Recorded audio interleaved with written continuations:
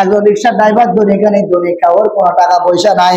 ও নিয়ত করলো, আল্লাহ আমি আপনার ঘরটা একটু জিয়ারত করতে চাই, নবীজির কবরের পাশে একটু দাঁড়াইতে চাই, আল্লাহ তুমি আমাকে ওই জায়গায় একটু নিয়ে যাইও, ওইখানে যাওয়ার পরিবেশটা একটু করিয়া দিও।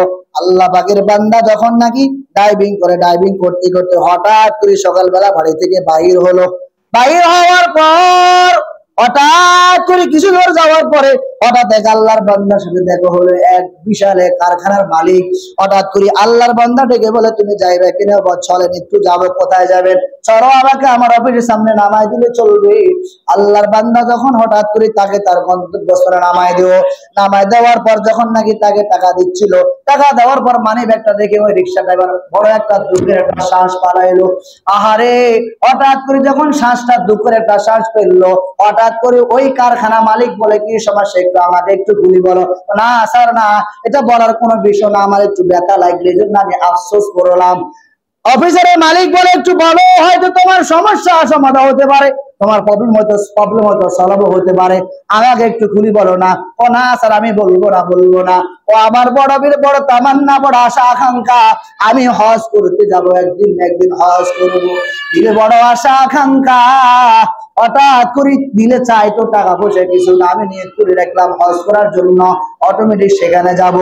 এই কথা বলার পর ওই কারখানার মালিক ওকে বললো, যাও, আমার ব্যাগ থেকে একটা তোমাকে ভিজিটিং কার্ড দিয়ে দিলাম, যাও, যখন ফ্রি থাকবা অন্য এক সময় আমার সাথে একটু যোগাযোগ করবা, যদি সুযোগ হয় আমার অফিসে আসে একটু মাঝে মাঝে দেখা করবা।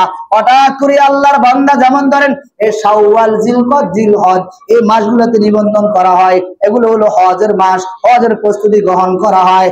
আল্লাহর বান্দা হঠাৎ করে মাথার মধ্যে চিন্তা আসলো, ওই যে আমি কারখানার মালিককে আমি তার অফিসে নামাই দিলাম, ওই কারখানা অফিসের মালিক আমাকে বললো, হঠাৎ যদি কোনো বিশেষ কোনো প্রয়োজন হয় আমাকে একটু স্মরণ করবা।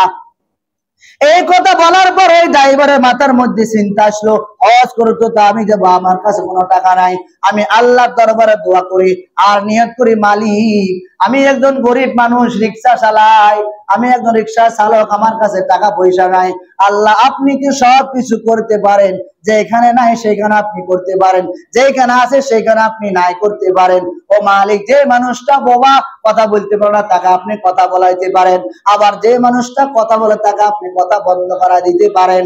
হঠাৎ করে অনেক ছেলে মেয়ে হয়ে যায়, অনেক মেয়ে আবার ছেলে হয়ে যায়।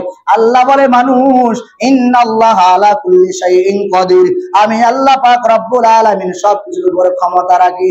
অতএব হঠাৎ করে চিন্তা করলো, যাও, ওই অফিসে যখন চলে গেল, যাওয়ার পর স্যারকে এবার আস্তে আস্তে বলে, স্যার আমার দিলে বড় আকাঙ্ক্ষা, আমার দিলে বড় তামান্না, আমি বাইতুল্লাহ জিয়ারত করতে চাই, নবীর কবর পাশে আমি একটু দাঁড়াইতে চাই, আমি একটু লাব্বাইক বলতে চাই, বাইতুল্লাহর গেলাপ ধরিয়া ধরে একটু লাব্বাইক বলার সুযোগ হতে চাই, তবে হ্যাঁ আমার কাছে টাকা নাই, আমি নামাজের পরে মালিকের কাছে কান্নাকাটি করি, ও মালিক তুমি আমাকে বাইতুল্লাহ জিয়ারত করার সুযোগ করে দিও। আমি দোয়াও করি, কিছু টাকাও সঞ্চয় করলাম, একটু ব্যবস্থা আস্তে আস্তে করলাম, আল্লাহ পাকের দরবারও কান্নাকাটি করে, তবে আমার কাছে যাওয়ার মনে কোনো ব্যবস্থা নাই, তবে দিলে সাক্ষী দেয় আমি বাইতুল্লাহ জিয়ারত করার মতন সুযোগ মনে হতে পারে। আল্লাহ পাক দেখেন কিভাবে সুন্দর রাস্তা খুলে দিল। এই কথা বলার পর এবার বলেন, যাও, তোমার কত টাকার প্রয়োজন? তেমন কিছুর প্রয়োজন না, বিমান ভাড়া লাগবে আর 7 লক্ষ টাকা লাগবে, পাসপোর্ট ভিসা করতে হবে, যাও 10 লক্ষ টাকা নিয়ে যাও, আমি একটা চেক দিয়ে দিলাম, অটোমেটিক হয়ে গেল। এই রিক্সার ড্রাইভার অটোমেটিক হজ করে চলে আসলো। সুবহানাল্লাহ। এই হলো নবীর আশিক। আজকে তো আমরা আশিক দাবি করি, সুন্নাত পালন করি না, আশিক দাবি করি, নামাজ পড়ি না, আশিক দাবি করি, মেসওয়াক আমরা করতে পারি না। নবীর আশিক দাবি করি, যখন হজের কথা বলা হয় আর ভালো লাগে না, হুজুর টাকা খরচ করা যাবে না কেন? এই যে জায়গা জমিন কার জন্য রেখে যাও রে বাবা, এই যে জায়গা জমি রেখে যাও, তোমার সন্তান যখন তুমি দুনিয়াতে থাকবা 1 টাকা তোমার লাখ টাকার মতো, আর যখন তুমি বিদায় নিয়ে, যখন অটোমেটিক দুনিয়া থেকে বিদায় নিয়ে চলে যাইবা, লাখ টাকাও তোমার কাছে আর 1 টাকার কোনো প্রয়োজন দিবে না। এই যে টাকা পয়সা জায়গা জমিন ক্রয় করে আল্লাহ পাক তোমাকে দান করলো, তো মালিক আমাকে টাকা দিল, পয়সা দিল, আমি 2 কাঠা জমি বিক্রি করে হজ করতে পারি, কোনো সমস্যা নাই, আমার একটা বিঘা বিক্রি করলে তো হজের ব্যবস্থা হয়ে যায়, কোনো সমস্যা নাই, কেন করব না? ইয়াউমা লা ইয়ানফা ইয়ানফাউ মালু ওয়ালা বানুন। কিয়ামতের ময়দানে ছেলে সন্তান কোনো কাজে আসবে না, দুনিয়া টাকা পয়সা কোনো কাজে আসবে না। ওই দিন একমাত্র আমার আপনার কাজ আসবে ঈমান ও আমল। এই জন্য আমাকে আপনাকে ওই যে মালিক নির্দিষ্ট সময় দিয়ে প্রেরণ করেছেন, এই নির্দিষ্ট সময়ের ভিতরে ভালো ভালো কাজগুলি করা যায়। এর আল্লাহর বান্দারা 5 বেলার আযান দিলে একটু নামাজটা পড়ার অভ্যাস করেন, মেসওয়াক করার একটু অভ্যাস করেন।